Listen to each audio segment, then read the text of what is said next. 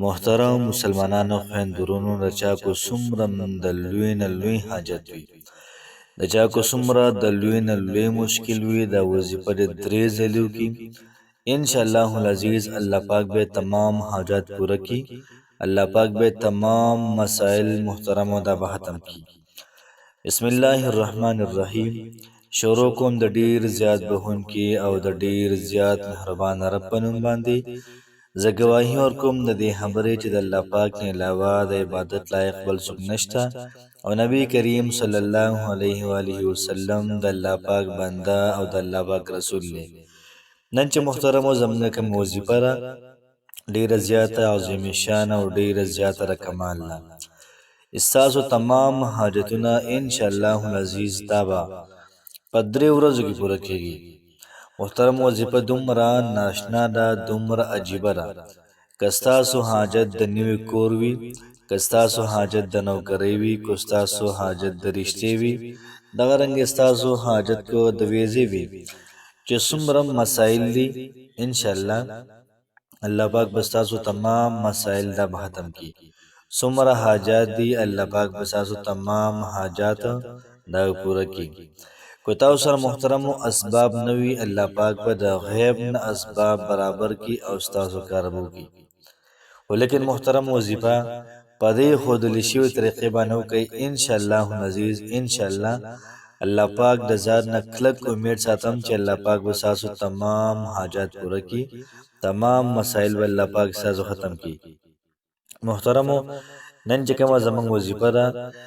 دا د لا اله الا انت سبحانك انی كنت من الظالمین وظیفه ده ولیکن محترم ترتیب او طریقه کار لږ بدل دی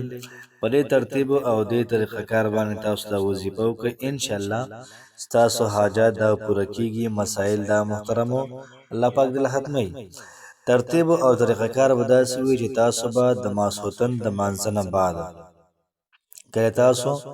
د ماسوتن مونږ کوي جمع سره نو بیا به هغه نه بعد راشه کوړه راله کوړه یا جمعه کې کو ډیر وخت پورې سره ده شل بهم ټیک ده وکور بهتر ځکه ده چې تا سردا یې رنه چې لکه سګور بند کې سګ بداو کې سګ باغو کې سګ आवाजو کې بس بالکل خاموشي وي نو چې خاموشي وي ته په درې تیارې ساز کې مطلب یو تیارا د شپې شولا او بیا چې کمرې ته ورشي نو یو تیارا پرې د کمرې شي او دریم نمبر دا چې رومال یا سپوټ کې دا برابر او په سر باندې به راخور کې یو قسم لا درې تیارې شولې په دې کې تاسو وای لا اله الا انت سبحانك اني كنت من الظالمين دا آیات مبارک دا تاسو درې سبا او دیار لسپری وای درې سبا او دیار لسپری بیا ورغه نه بعد چې کله 100 پر برابر شي نو بیا به سره د مخکینه آیت چې کوم دی دا به سره یو ځای کې د سورۃ انبیاء 87 نمبر آیت خدا شو او 88 نمبر دا ده فاستجبنا له فنجيناه من الغم وكذلك ننجي المؤمنين محترم مسلمانانو خويندورونو بری ترتیب باندې پرې طریقه کار باندې تاسو دا وظیفه وکړئ ان شاء الله ګارانټي زه در کوم دلا درې ورځې کې تاسو کار کیږي کو په درې ورځې کې ونه شي په ورځې کې لازمي کیږي او ان شاء الله عزیز محترم کو وکه مونږ شو 21 سورته بناوړي